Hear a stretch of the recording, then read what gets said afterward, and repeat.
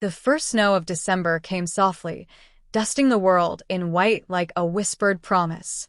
I remember standing at the window, holding a cup of cinnamon tea, watching the flakes fall onto the street I'd lived on for nearly 3 decades.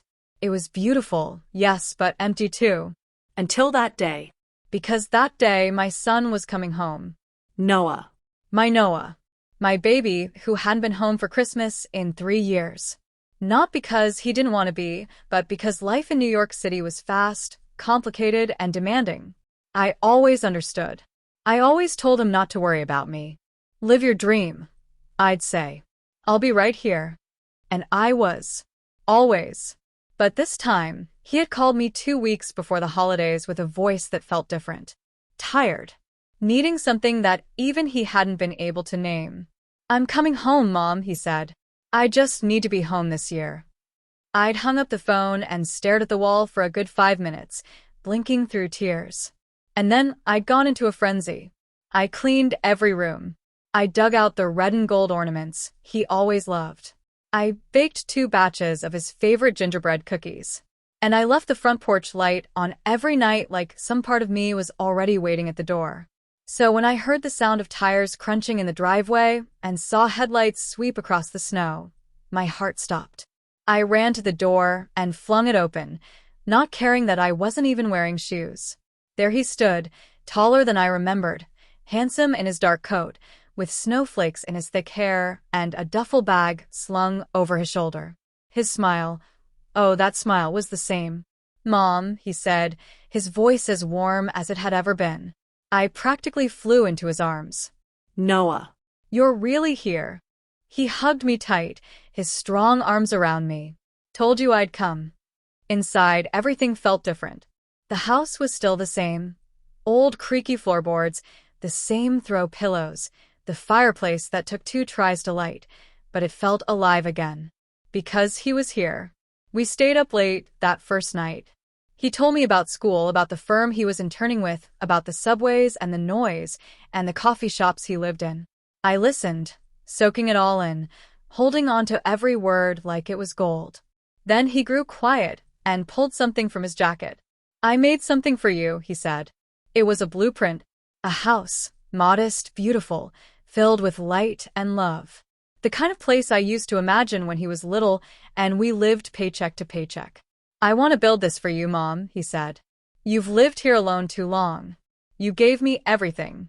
Let me give something back. I couldn't breathe for a second.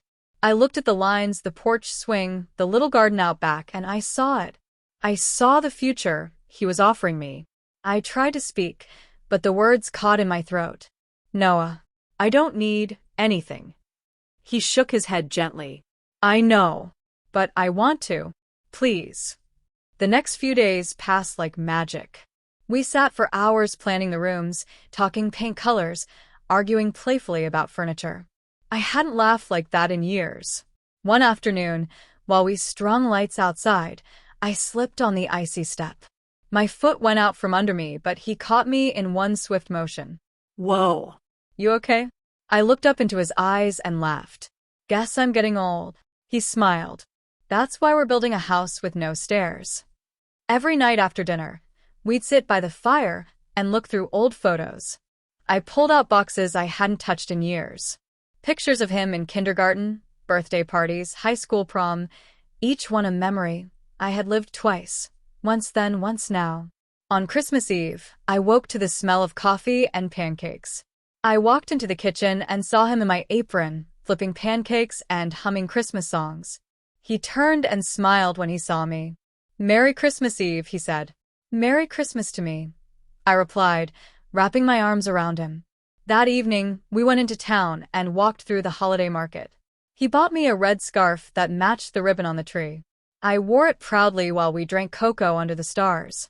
I watched couples laughing, children tossing snowballs, and I felt like I had everything I'd ever wanted.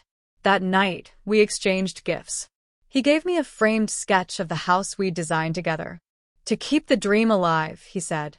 I gave him a journal full of letters I'd written him over the years, letters I'd never mailed but had written when I missed him most. He didn't say a word for a full minute, just held the journal to his chest and looked at me with glassy eyes.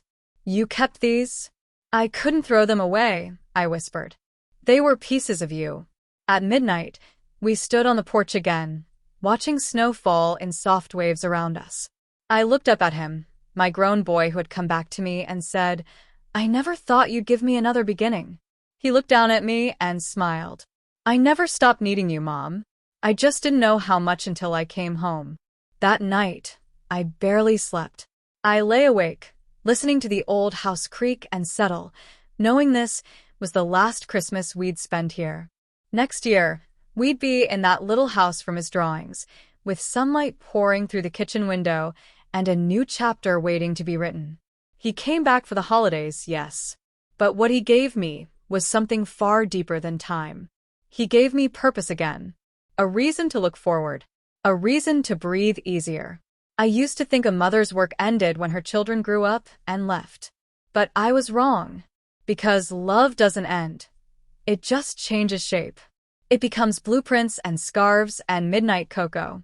It becomes coming home and starting over. It becomes breathless moments on snowy porches when you realize you've been seen, remembered, and loved.